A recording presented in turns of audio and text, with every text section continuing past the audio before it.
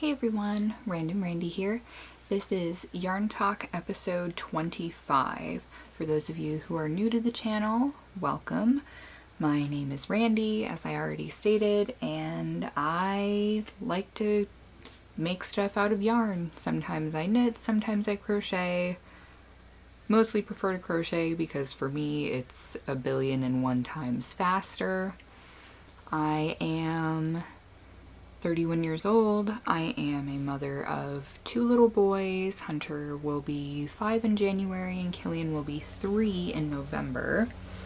I also have a dog who was rescued from Afghanistan when my husband was deployed there, and I have 1 kitty cat. We are currently in the state of Washington, and we are on a military base, which means that lately we've had a lot of air traffic going on, so hopefully that aircraft going overhead wasn't too horrendously loud, and hopefully there won't be too much more because I do not have a terrible lot to show off today. I have 4 finished objects and 1 work in progress. I still haven't really gotten anything else done on my sock, which is horrible, but every time I think about working with it, unfortunately it's usually a hot day. Today is kind of a cooler day. It's probably maybe 65-ish, 70 today. A lot cooler than the fact that it was almost 90 degrees yesterday. So I'm going to jump right into what I have finished already. I'm going to start with showing off the one I have on the mannequin because I'm going to need this for 2 more of the 3 things that I have finished. So, first thing is this V-stitch crop top, which is crocheted, and this is my own design, which hopefully sometime in the next week or so I will be making a video tutorial for it and probably also a written pattern. It really wasn't that complicated, and you'll see that I have it clipped in the back because I actually made this top too. There's a new episode of My Cat coming out soon. There's a new episode of what? My Cat. Yeah, new episode of Wild Kratts. Yeah, I'm going to show you an episode. Give me just a minute, buddy. So this top is a crop top. It's just made with V-stitch and a front post, back post, double crochet, edging hem around the bottom. I was planning on making this a full-length top, but I just got tired of doing the same thing over and over again to the point where I just about quit and ripped the whole thing out, which would have been catastrophic and so sad. But as you can see, I made it with thick-ish straps, and with it being mostly of a see-through nature and still having the unfortunate mom belly that I do, I will probably wear this with a black tank top underneath it until I get closer to the size I'm comfortable at. It would also work good as a swimsuit cover-up, especially if you made it with cotton. So there's that. But yeah, it was a really easy pattern. This is just Red Heart Super Saver Blacklight yarn. I used the jumbo skein, and I haven't weighed it yet, but when I do the tutorial I'm going to weigh it so you know about how much yarn you're going to need regardless of what type it is. Because from a jumbo 10-ounce skein of Red Heart Super Saver Blacklight, I've got these 2 tiny little cakes left. I haven't weighed them yet, but just to give you a close-up of the yarn. Now, I have not ever actually tested this with a blacklight. However, allegedly, this stuff actually glows under a blacklight. I like neon and I like black contrasted together, so I will love it anyway. But I had a jumbo skein of this. I actually bought 3 of these from Walmart.com because I have never looked into finding a jumbo skein of the blacklight anywhere in my travels. But just so you have a close-up of the label, if I can get it to focus on the letters at all, maybe you can read that, perhaps. But yeah, it's just Red Heart Super Saver Blacklight yarn, which is one of my favorite variegated yarns because I am a child of the 90s and enjoy it quite a bit. So there's that, which I actually just finished sewing the straps on this morning. So using a clip like that, for anybody who sells products or likes to show them off, if you're making something for someone of a different size than the mannequin that you have, you don't need to go buy a million different size mannequins. All you have to do is take some of these binder clips and just fold over whatever the object is in the back to pull it so it fits. Little tip I picked up from when I used to have to do visual merchandising in a retail store that sold clothing, what seems like a million years ago. So I'm going to, there's going to be a little jump cut here because I'm going to go see what my kid needs for a minute. So I will be right back with you. And we're back. And I actually dressed the mannequin for you in between turning the camera back on, because I'm smart like that sometimes. So this is a top that is still in the prototype phase. This is something that you would either have to wear with a shirt under it, or a swimsuit top, or a flesh-colored strapless bra, or a bold-colored one if that's more what you're into. So this is actually the second one of these that I made. This is actually made to fit me, but I'm not comfortable showing off wearing something like this right now. So this is a completely reversible crocheted tube top with a corset lacing. So I'm going to show you what it looks like with the lacing in the front, and when I show you the second one, I'll show you what it looks like with it turned around. So here is what this second one that I made looks like. I call this color combination Thin Mint because it reminds me of Girl Scout cookies. As you can see, it has this very light minty green and a deep chocolate brown. The whole thing is made in double crochet, and I'm pretty sure when I make another one, I will probably do it in half doubles so that the spaces in between stitches aren't quite as noticeable. And it is adjustable because, as you can see, it is laced up here.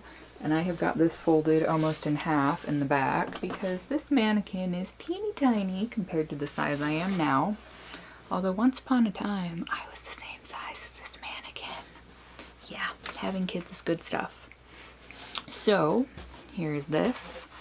And were it on a person that it actually fits around, then the lacing would be stretched taut and you could see the cute little X's on it. So there is one of those tops. It was pretty easy and quick. The most artistic part of it for me was figuring out the way I wanted the colors to stripe. So I mean, you could just do solid even size stripes if you wanted to. You can do asymmetrical stripes like I did. You could do it all one color. You could use a variegated yarn. It's pretty easy. I'm hoping to eventually, like with the first top I showed, do a video tutorial for this because it's not very difficult.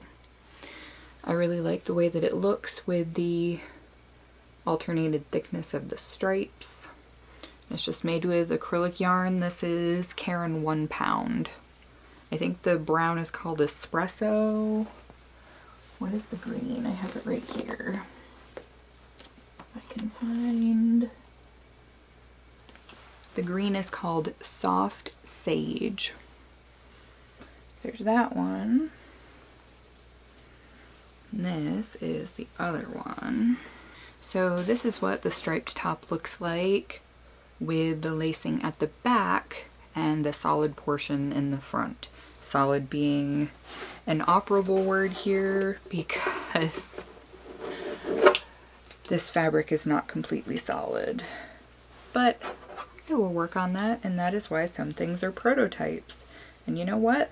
I'm sure that there are plenty of people who would be happy to wear it as is, with the holes in it, and just wouldn't care. What? I made you some food. Cool, buddy. I will come check it out in just a minute, I okay? made some green beans and some peas. That sounds yummy. And I made a surprise. You made a surprise. It's a surprise dessert for when you eat your food. All I right. can get it out and you can see it. Cool, bud. I will come check that out in just a minute. All right, so show this one off quick, and then we'll get to my last finished object. So this is gray and teal. I don't remember the exact colorways because the ball bands for this are very, very much long gone. And I hide it behind that green cup, and a lid held it in place so you couldn't see it. Cool. I will come check it out in just a minute, sweetie. Thank you.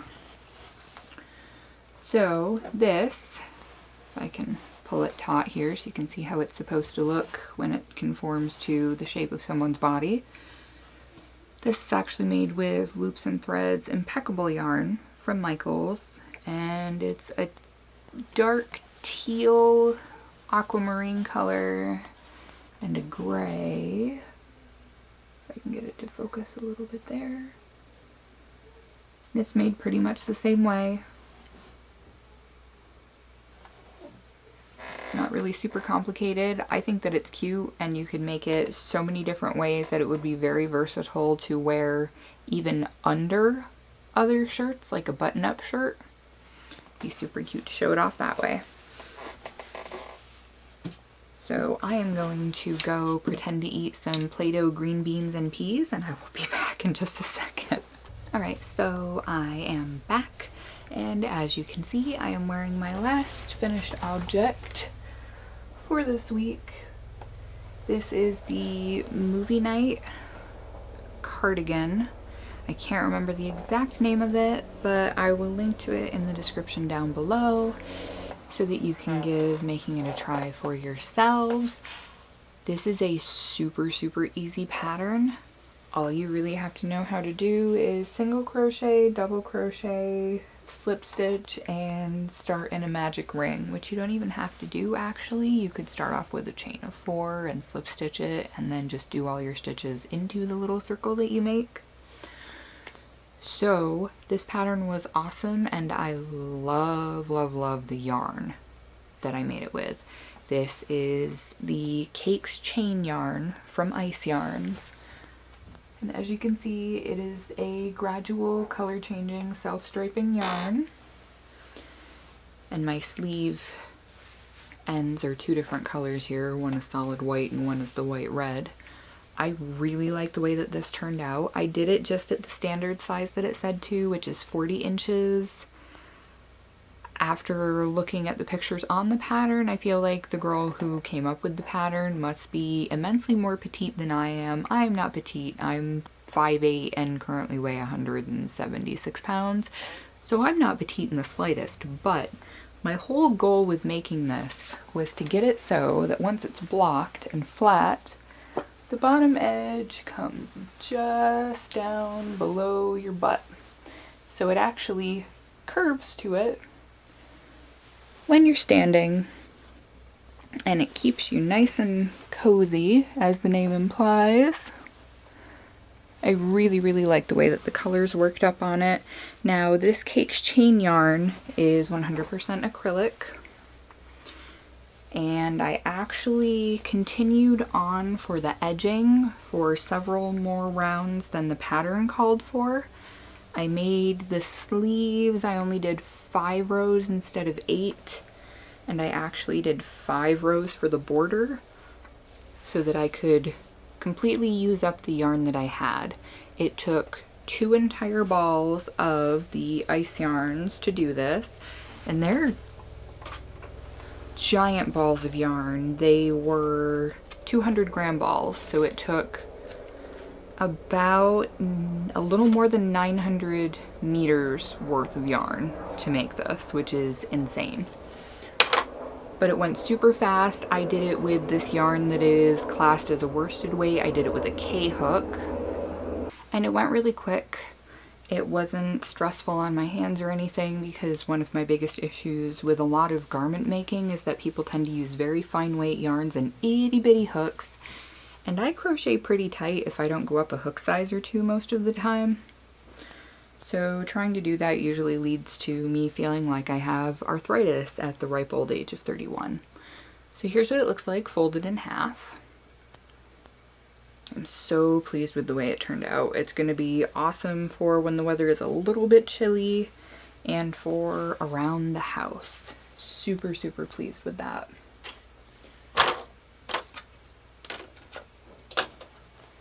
So aside from that, the only other work in progress that I have, aside from the blankets that I haven't touched in what feels like forever, bad me, is a hat that I started this morning. And this is a puff stitch beanie. I actually found the charted pattern on a Russian website. No, I don't speak Russian, but Google Translate is a wonderful thing. And when something is written with a chart, it doesn't really matter what language you speak. The symbols are pretty much the same. But looking at the pattern, they actually used 2 strands of yarn held together for most of it. So the puffs are much puffier. They're much more pronounced. They're much larger. I'm just doing this with an H hook and 1 strand of worsted weight yarn. I think the next one I do, I will probably use 2 strands and either a J or a K hook. This is what I have so far. I don't know if you can see. There we go. Now you can see the color changes. I'm actually using the last green Premier Sweet Roll that I have. It is Mint Swirl, I believe. Yeah, Mint Swirl. I'm probably about halfway done with it right now. I'm liking it. It's a very quick, mindless pattern, and I really, really like the texture on it. Super, super easy pattern. I actually made this. I made the band a little bit too snug. I wish I would have made it about ½ an inch longer than it is, because as it is now, it will fit me, but it's a little more snug than I like. So I'm probably going to make it slouchy and add a pom-pom to it. And I think that I will enjoy it more the next time around, because in the Russian tutorial that I found, it actually shows you how to make a gradient effect in the way that the colors change, which I never would have thought of using 2 different strands of yarn, just the way that it's done. After looking at the hat, I was thinking, wow, that's really awesome. I wonder how they did that with the stripes. And then looking at it, I had a face palm, should have had a V8 moment. So this is super cool so far. I just started this morning and I'm almost about halfway done. Puff stitches are probably my new favorite thing. So be expecting to see more stuff with them in the future. Just so you know. So that is all I've got for this week. Hopefully once I cut out all of the extra bits, this won't be terribly, terribly too long.